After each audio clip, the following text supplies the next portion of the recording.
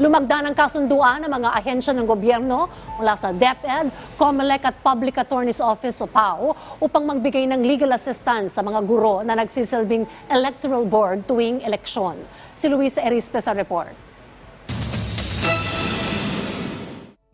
Tuwing panahon ng eleksyon, ang mga guro ang nagsisilbing electoral board o nagsasaayos ng proseso ng botohan. At ngayong papalapit na ang barangay at SK elections, muli nilang gagampanan ang mahalagang misyon para sa bayan.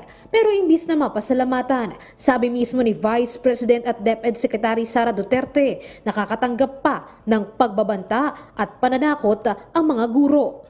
This is purely their love of country dahil hindi naman po ito trabaho ng aming mga teachers.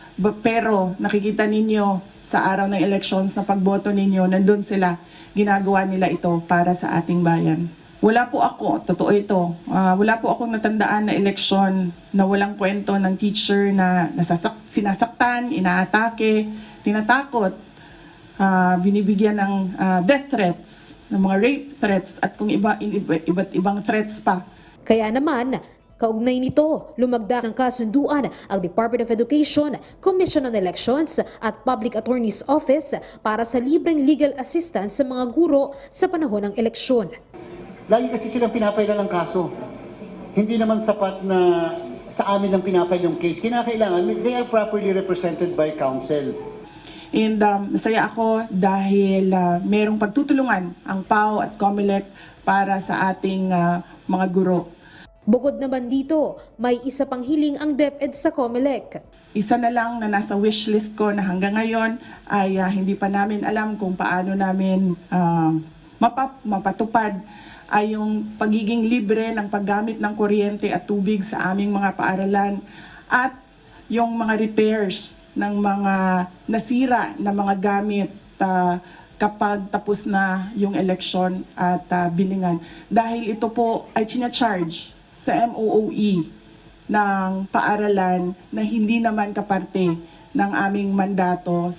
Agad naman itong sinagot ng COMELEC at sinabing susubukan nila itong ipasok sa kanilang pondo sa susunod na eleksyon. Ang solusyon po dyan, sa amendment sa revision ng Omnibus Election Code. Kung doon pwedeng maisama na mismo yung item na yon upang automatically may appropriation para doon sa bagay niyan. Kasi kung batas na mismo, yung nagsasabi. Kasi siyempre, ang pinoprovide lagi sa amin, pang-honorary ng teachers, pambili ng ballot box, pampa-print ng balota. Pero siyempre, wala namang kaming alam na meron palang binabayaran na gano'n. Ang pinupunto ni Vice President, siyempre yun ay activity, hindi naman ng DepEd. Naunawaan ko siya doon. Activity yon ng komisyon, activity yon patungkol sa eleksyon. And therefore, marapat na yun ay makargat sana sa pagkukonduct ng halalan. Kung kaya kinakailangan kami mga nasa COMELEC, maiparating, lalo na sa DBM, yung ganong klaseng sitwasyon. Nakikipag-ugnayan na rin naman ang DepEd sa Department of Interior and Local Government para sa pondo sa mga nasisirang kagamitan sa mga eskwelahan na ginagamit bilang evacuation centers. Ang mahalaga para sa DepEd, maging prioridad ang mga guro sa darating na halalan. Luisa Erispe para sa Morning Show ng Bayan, Rise and Shine Pilipinas.